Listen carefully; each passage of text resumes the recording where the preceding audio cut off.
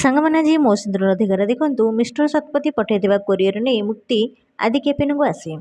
ଆଉ ଆଦି ମୁକ୍ତି ହାତରୁ କୋରିଅର ନିଏ। ଆଉ ନତାଶା ମୁକ୍ତିକୁ ହାତ ଠାରିକି ସ୍କୋର 2 ହେଲା ବୋଲି। ଆଉ ମୁକ୍ତି ଟିକେ ନତାଶା କଥା ଶୁଣି ଟିକେ ହସିଦିଏ। ଆଦି ମୁକ୍ତିକୁ ଚାହେଁ। ଆଦି କୁହେ, କିଛି କାମ ଅଛି କି? ମୁକ୍ତି ମୁଣ୍ଡ ହଲାଇ ନାଇଁ କରେ। ଆଦି କୁହେ, ତାହେଲେ ଯାଉନ ଆଣ୍ଡ ୟେସ୍, ଏ ଫାଇଲଟା ନେଇକି ଯାଅ।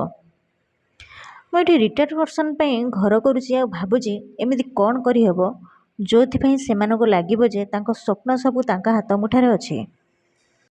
ଆଉ ଆଦିର ଏକଥା ଶୁଣି ମୁକ୍ତି ମନେ ମନେ କିଛି ଭାବେ। ଆଉ ନତାଶା କୁହେ, ଏଡି, ମୁଁ କିଛିଟା ଡିଜାଇନ ଗ୍ରାଫ୍ଟ କରିଛି, ମୁଁ ଯାଇକି ନେଇକି ଆସୁଛି। ଆଦି କୁହେ, ୟେସ୍, ତମେ ଯାଇକି ନେଇକି ଆସ।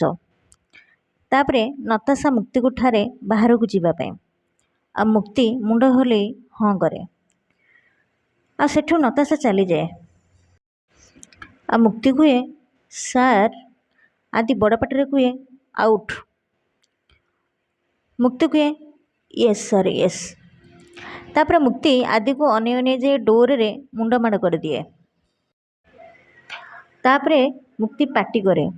ଆଦି କୁହେ, ମୁକ୍ତି, ମୁକ୍ତି କ'ଣ ହେଲା? ତମର କିଛି ହେଇନି ତ? ତାପରେ ମୁକ୍ତି ଆଦିକୁ ଚାହେଁ। ସାଙ୍ଗମାନେ ଆପଣମାନେ ଯଦି ମୋ ଚ୍ୟାନେଲରେ ନୂଆ ଅଛନ୍ତି ତାହେଲେ ମୋ ଚ୍ୟାନେଲକୁ ସବସ୍କ୍ରାଇବ୍ କରିଦିଅନ୍ତୁ। ଆଉ ଛୋଟିଆ ଲାଇକ୍ଟିଏ କରିଦିଅନ୍ତୁ, କାହିଁକିନା ମୁଁ ଏଇଭଳି ଭିଡ଼ିଓ ଆପଣମାନଙ୍କ ପାଇଁ ସବୁଦିନ ଆଣିଦେବି। ଜୟ ଜଗନ୍ନାଥ।